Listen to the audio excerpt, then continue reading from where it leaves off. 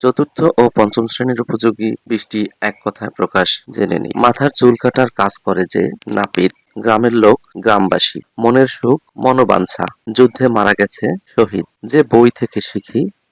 পাঠ্য বই, রাতের আহার রাত্রিভোজ, খুব আনন্দিত উৎফুল্ল, বৃষ্টির জল পড়া বর্ষণ, নদীর পার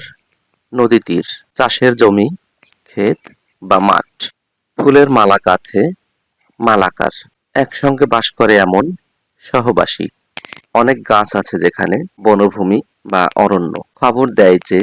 সংবাদদাতা, একসঙ্গে লেখা কয়েকটি বাক্য, অনুচ্ছেদ, দিন রাত কাজ করে, পরিশ্রমী, যে দেশ ভালোবাসে দেশপ্রেমিক,